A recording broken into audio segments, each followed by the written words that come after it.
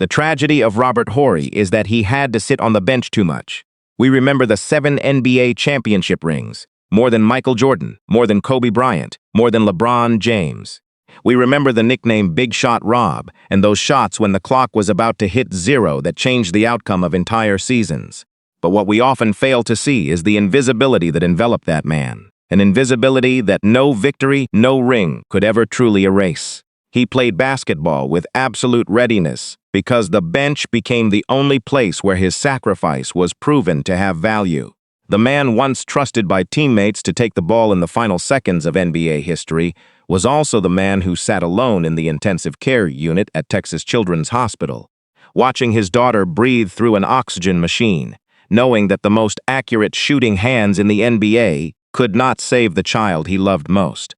Those shots on the court never told the full story. 0 All-Star selections, 0 All-NBA teams, an average of 7 points per game across 16 seasons. More than a decade after retirement, the Hall of Fame has still never called his name. The world measures value by individual statistics, by the spotlight, by magazine covers, and by every one of those measures, Robert Horry barely existed. Off the court, his life was even more tragic. His first daughter fought a terminal illness for 17 years before passing away. A 14-year marriage could not bear the weight, and the man who won the most became the one forgotten the fastest. Today, behind the 55-year-old face of the quietest winner in NBA history lies a haunting question. How does a person keep standing up when both the court and life never truly saw him? Before we look past those rings to find the person behind them, please subscribe to the channel and leave a like for Robert Horry. Robert Keith Horry Jr. was born on August 25, 1970, in Harford County, Maryland, into a family where discipline was not a choice but a way of life. His father, Sergeant Robert Horry Sr., was a Vietnam War veteran, a man forged in the military framework, where serving the collective was duty, not complaining was principle, and standing firm under pressure was character. His mother, Lelia Horry, was an elementary school teacher, a calm woman. It was a peaceful family, but then that peace was broken. His parents divorced when Robert was still very young, and the house that once had military order suddenly became 2 separate halves. Robert Sr. moved to South Carolina, then was stationed at Fort Benning in Georgia. Robert Jr. stayed with his mother and older brother Kenneth, leaving Maryland and moving to Andalusia, Alabama, a small town in the deep south of America, where healthcare was almost a luxury, where the basketball was the only common language of every child. Robert Sr. was still alive, still maintained a regular visitation schedule, still remained a part of his son's life. But having a father without a father at home was like a crack running down a wall that no one noticed until the entire house began to lean. Young Robert grew up in that space, in between presence and absence, between scheduled visits with his father and evenings returning home to only his mother and brother. But his father's military discipline did not disappear. It seeped into Robert indirectly, teaching him that a person's value is not measured by the attention they receive, but by the ability to complete the mission when called upon. Lelia became the sole pillar, the woman raising 2 sons alone on a teacher's salary in the South. She was the emotional anchor, the one who kept the family from falling apart, the one who ensured that the parents' separation did not become a separation in the children's souls. Kenneth, Robert's older brother, was the one who shared that circumstance, growing up in the same fatherless house, witnessing their mother's struggle every day. Between Andalusia and that absence, Robert found basketball. On the court, there was no broken family, no void left by his father. Only the ball, the hoop, and a simple rule: make the shot and you win. Basketball gave him what family could not fully give: clarity. On the court, effort led to results, results led to victory, victory led to recognition. There was no gray area, no in-between, no ambiguity of a child trying to understand why his father was not there. Talent revealed itself quickly. At Andalusia High School, Robert was not just good, he dominated. He received the Naismith, Alabama High School Player of the Year award, the highest honor for a high school player in the entire state. But what was notable was not the points he scored or the rebounds he grabbed, but the way he played. He did not demand the ball, did not force the pace of the game to his will, did not need every pass directed toward him. He waited, he observed. And when the moment arrived, he appeared in the right place at the right time, as if he had known it would happen. That style, quiet, patient, then exploding precisely in the decisive moment, was not something taught in any training program. It was formed from afternoons on the high school court in a small town, and it would follow him through 16 years in the NBA. Before choosing basketball, Robert also had baseball talent, good enough to seriously consider.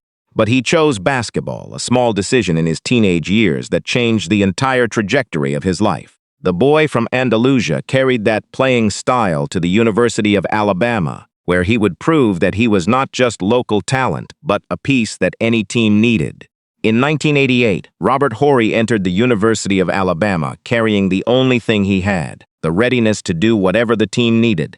In 4 years wearing the Crimson Tide jersey, he started 108 of 133 games, led the team to 3 SEC tournament championships and 2 Sweet 16 NCAA appearances. He set the school record for blocks with 282 and was selected to all 3 prestigious teams, All-C, SEC All-Defensive, and SEC All-Academic. The last honor showing this was not only a skilled athlete but also a disciplined student, both in the classroom and on the court.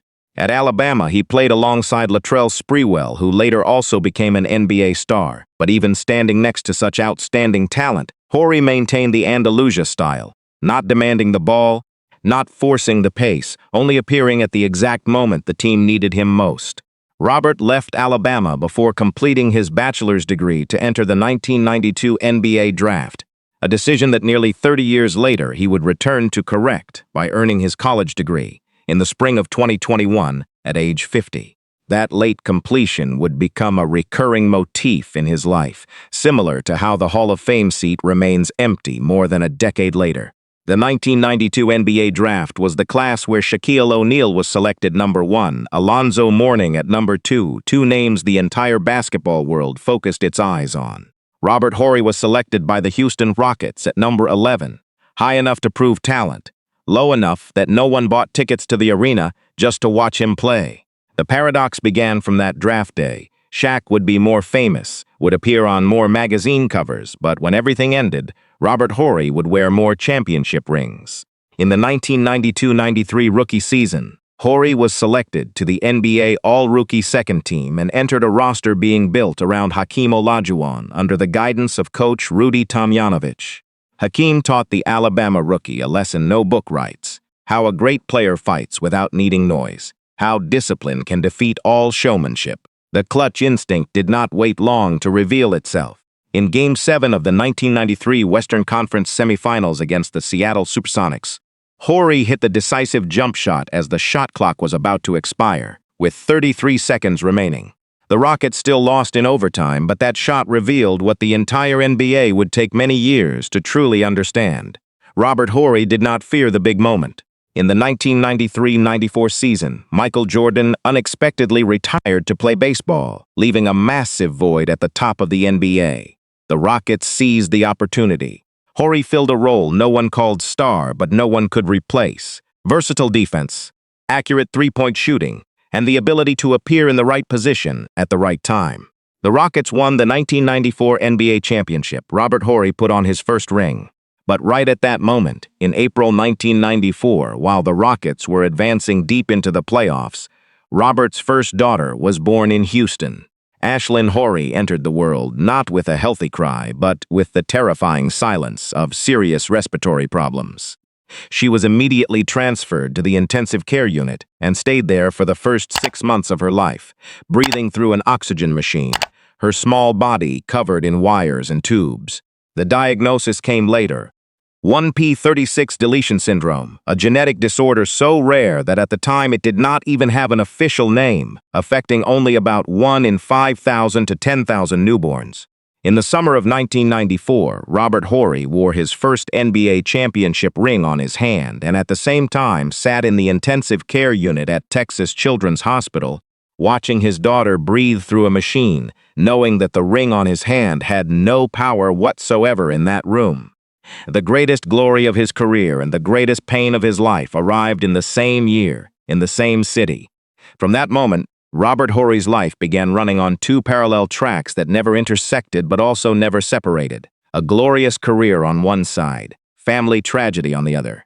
In the 1994-95 season, the Rockets successfully defended their championship, and Horry fully stepped out of the shadows. In the NBA Finals against the Orlando Magic, he set a record with 7 steals in one finals game, a record that still stands today. In Game 3, with 14.1 seconds left, Horry received the ball and hit a three-pointer. It went in. The Rockets led 104-101, eventually winning 106-103, then swept the series. The nickname Big Shot Rob was officially born that night, not from a marketing department or magazine cover, but from the mouths of those who witnessed with their own eyes an average 7 points per game player just save an entire season with one shot. But at home, on the other side of the track, Ashlin was still in the hospital. She had a tracheostomy for 3 years, received food through a tube, slept every night next to IV drips. Robert learned how to clean and assemble medical equipment for his daughter, learned how to read the numbers on the monitors, learned how to stay calm when the abnormal beeping sounded at 3 a.m. The same hands that had just hit the most accurate three-pointer in NBA Finals history were also the hands that changed his daughter's breathing tube every night. And none of the 20,000 fans in the arena knew that. 2 championship rings, 1 legendary nickname, and 1 daughter fighting every day just to live. After 2 championships with Houston, Robert Horry was traded to the Phoenix Suns in 1996 and entered the shortest but most pivotal phase of his career. The team was sinking in disappointment with a 10-22 record. Coach Danny Ainge struggled to keep the ship from sinking, and Horry quickly fell into conflict with the man in charge. In one loss, something no one expected happened. Robert Horry, the man famous as the calmest person in the locker room, threw a towel straight at the coach.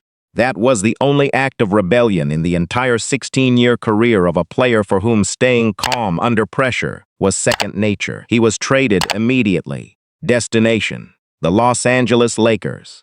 And this is the greatest paradox of Robert Horry's life. The most out-of-control action of his career opened the biggest door of his life. If he had not thrown the towel, there would be no Lakers. No Lakers, no Shaquille O'Neal and Kobe Bryant. No Shaq and Kobe, no three-peat. What seemed like a disaster became a blessing, and Robert Horry stepped into a roster that many players dream of their entire lives. The Lakers under coach Phil Jackson possessed the most fearsome duo in NBA history. Shaquille O'Neal, the most dominant center in the league, and Kobe Bryant, the most ambitious and talented guard of his generation. Horry arrived there not in a star role. He often sat on the bench, averaging 20 to 25 minutes per game, less than half the time of the starters. During the regular season, he was nearly invisible. But when the playoffs arrived, when pressure compressed everything and the space for error narrowed to the point of being unable to breathe, Robert Horry transformed into someone else. The Lakers won the championship in 2000, championship in 2001, championship in 2002. Three-peat, 3 consecutive championships, an achievement that since Michael Jordan did it with the Chicago Bulls, no one thought would be repeated so soon. And on that journey, Horry created a moment that if his career were a movie, this would be the scene where the director slows the camera down.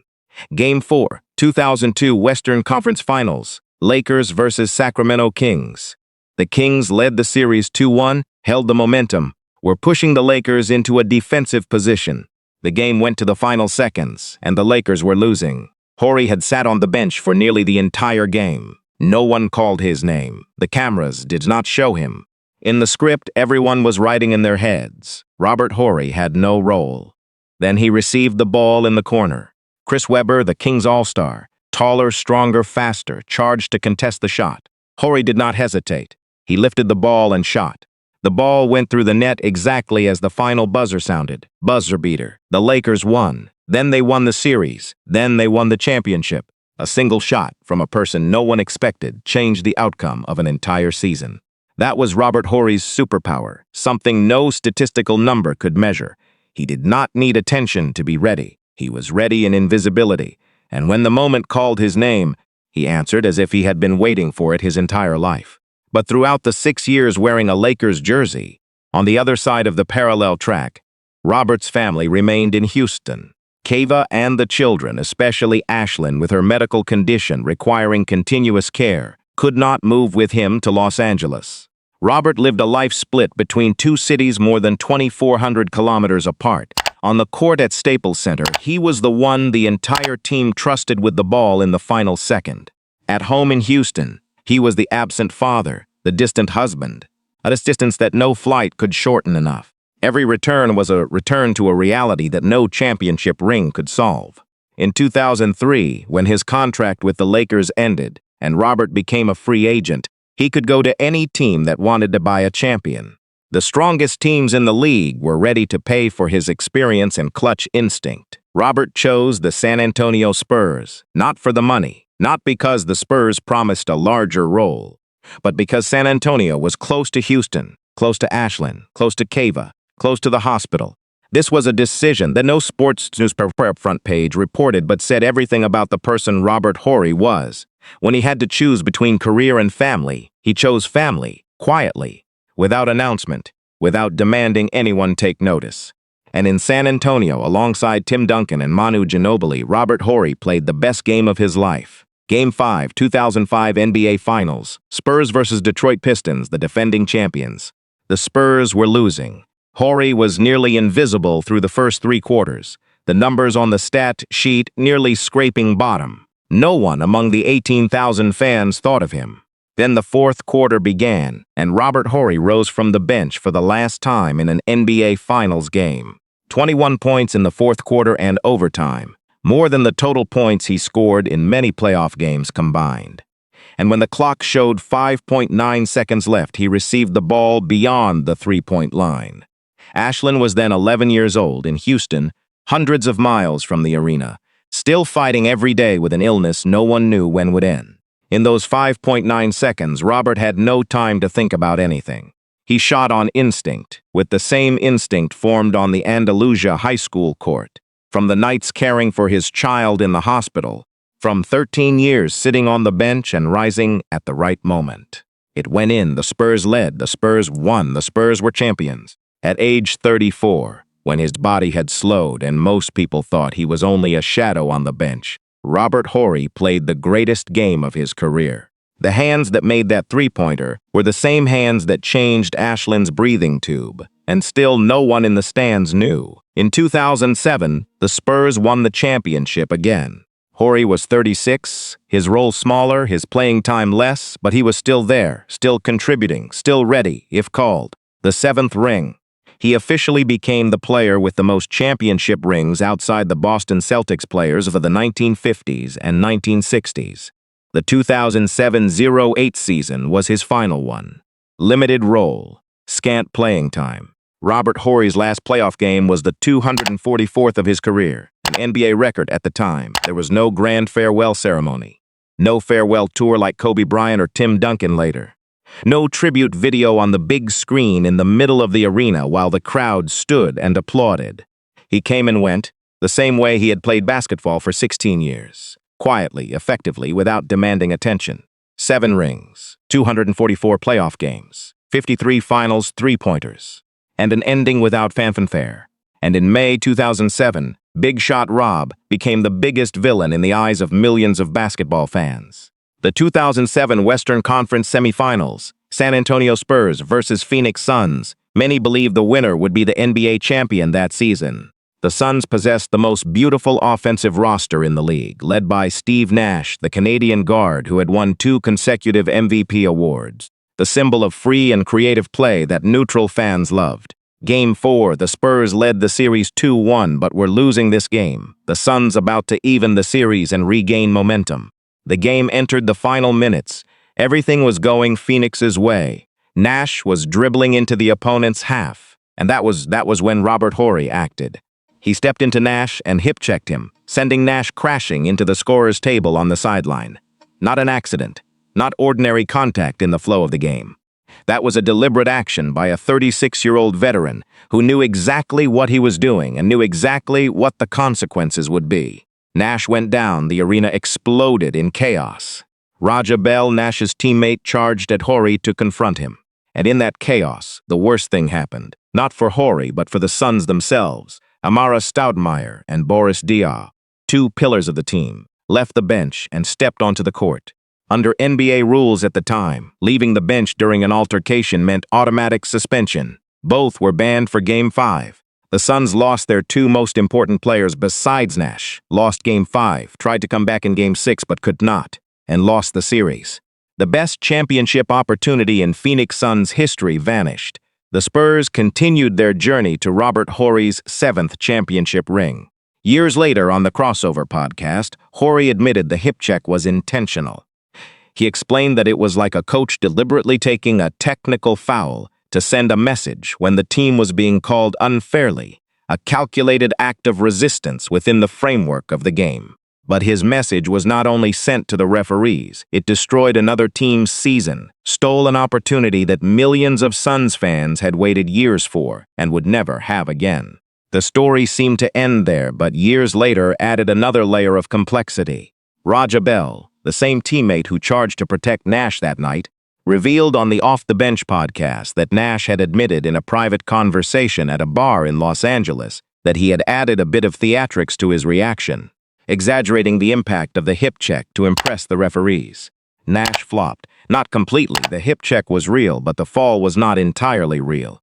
And that exaggerated reaction itself caused Bell to charge in, caused Stoudemire and Diaw to leave the bench, caused the entire season to collapse. No one was entirely right in this story. Horry hip-checked intentionally. Nash exaggerated intentionally. Stoudemire and Diaw left the bench even though they knew the rule. And the final result was that the most deserving team that season perhaps never got to touch the championship trophy.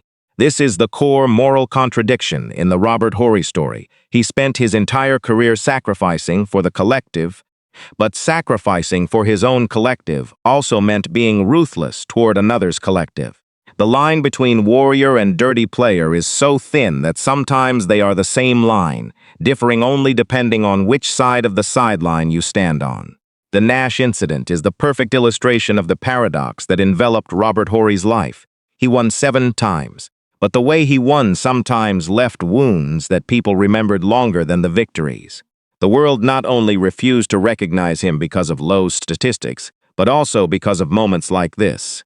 Horry's reputation always existed on the boundary, hero or villain, warrior or saboteur, depending on the color of the jersey you cheered for. Spurs fans remember him with gratitude. Suns fans remember him with bitterness that never fades. Both are right.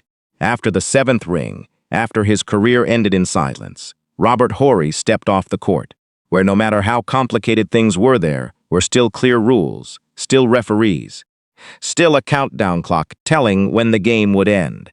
After retiring in 2008, Robert Horry lost the rhythm of life that had shaped his entire being for 16 years.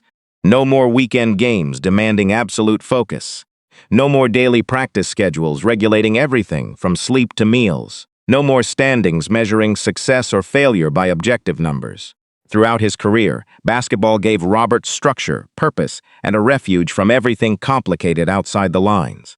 Whenever life became too heavy, there was always the next game, the next practice, the next season to aim for.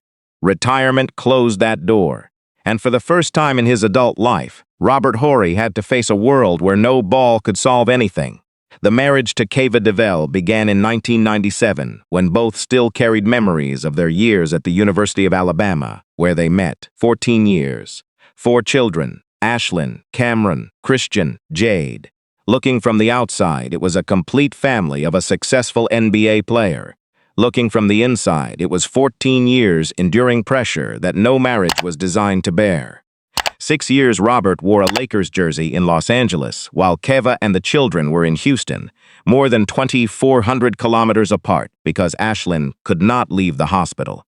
Every season was 82 regular season games, plus playoffs, months away from home. Hundreds of nights Keva, alone caring for 4 children, including one who needed 24-hour medical care every day. Caring for Ashlin was not an event, it was a marathon war lasting 17 years with no finish line. Keva was the one home with Ashlin every day, the one who learned to change the breathing tube at 2 a.m., the one who took her child to physical therapy every week, the one who received calls from doctors and had to decide while her husband was on the other side of the country preparing for a playoff game. Robert also sacrificed. He left the Lakers, chose a team near home, flew back to Houston whenever he could, but he sacrificed in the way of the one who goes away, while Keva sacrificed in the way of the one who stays. That pressure did not kill love. It killed the ability to rest. When both were exhausted to the point of having no energy left for each other, the distance no longer needed to be kilometers. It was right there in the same room. The marriage ended in 2011. No scandal, no public drama. Just two people who had endured together too long and could no longer endure. 14 years, 4 children, thousands of nights apart, and in the end, exhaustion won everything. Sometimes love is not enough, not because it is lacking, but because it has run dry. Then greater pain arrived.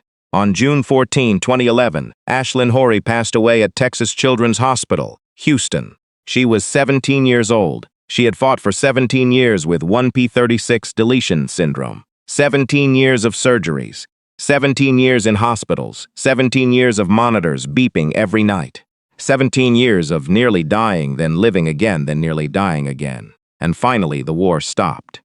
Robert Horry said only a few sentences to the press. The little girl was the light of his life and his family's. It was very difficult, but they were lucky to have her for that time.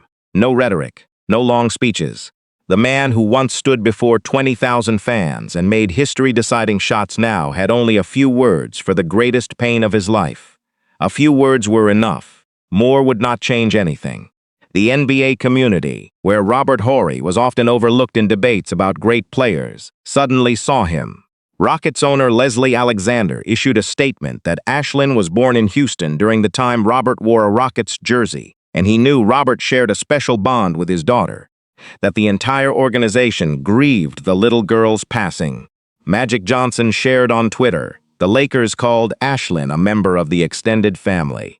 People who had played with Robert, people who had played against Robert, people who had even forgotten Robert, all paused for a moment and saw him. But they saw him in pain, not in glory. Robert Horry's paradox repeated. The world only truly saw him when he lost something, never when he won.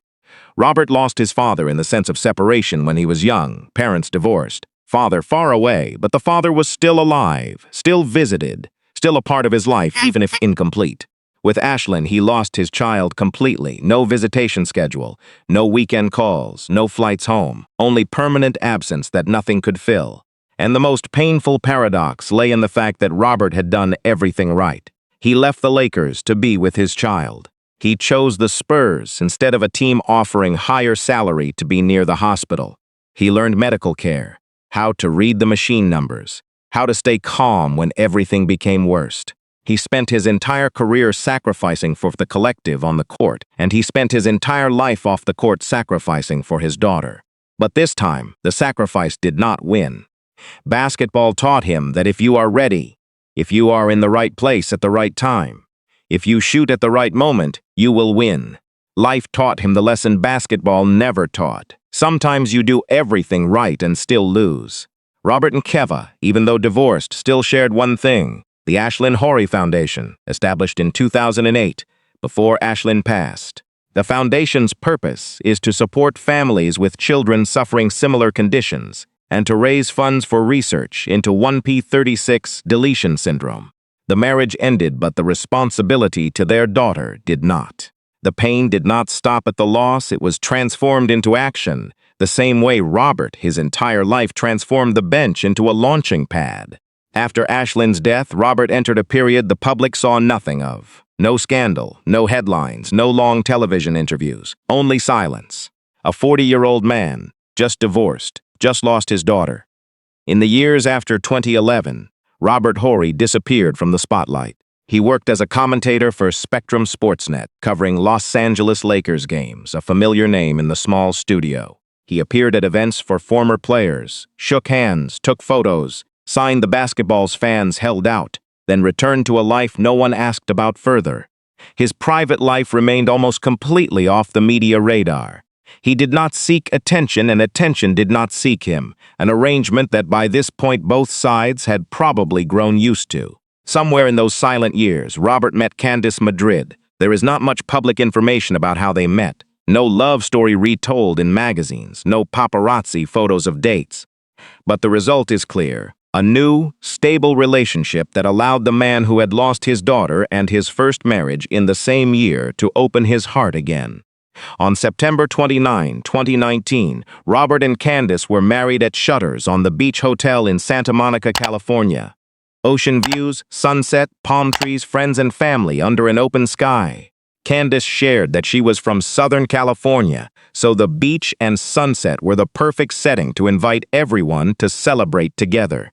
Robert posted on Instagram calling Candace his partner through every storm, using the phrase ride or die that anyone who understands his life knows is not said lightly. Robert Horry remarried at age 49, after divorce, after losing his child, after nearly a decade of silence. This is not a Hollywood-style romantic story with a soundtrack and slow-motion shots.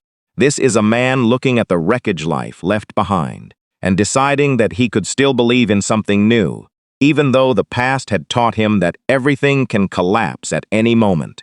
In 2024, Robert did something no one in the basketball world predicted. He joined Sherco, a health insurance platform, as Chief Impact Officer.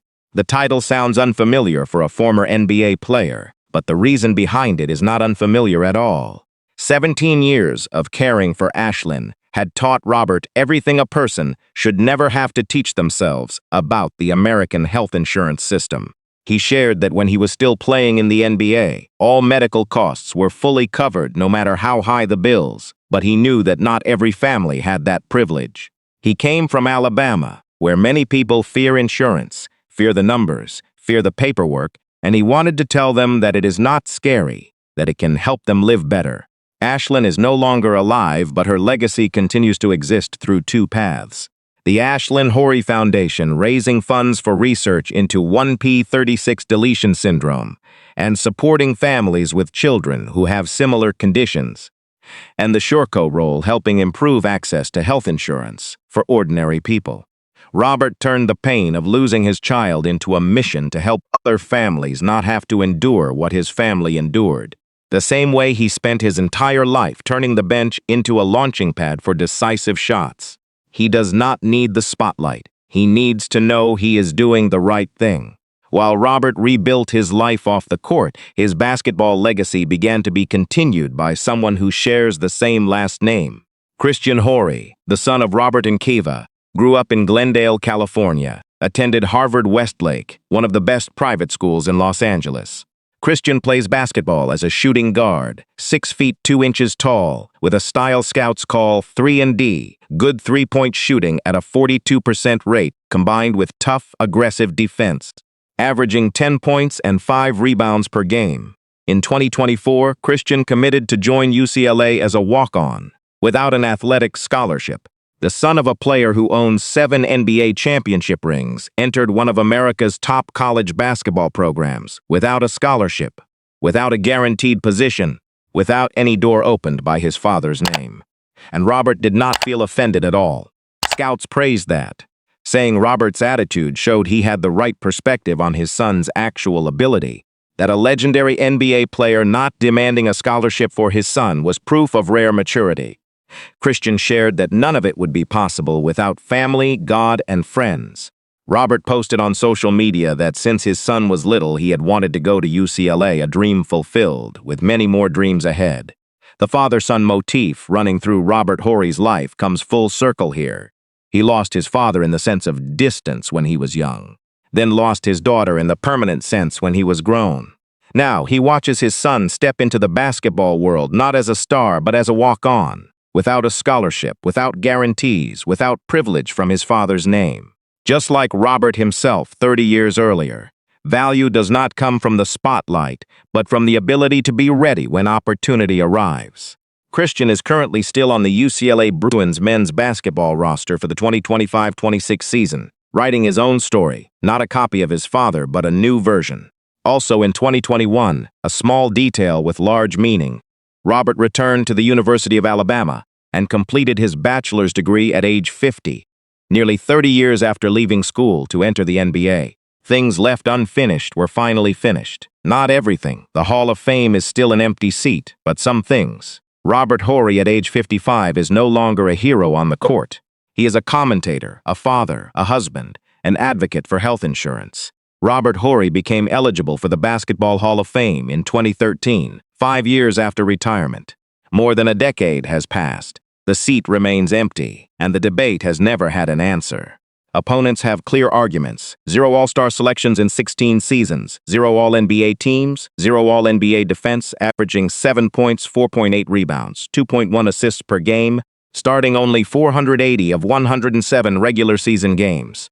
By every traditional measure the Hall of Fame uses to evaluate a player, Robert Horry does not meet the standard.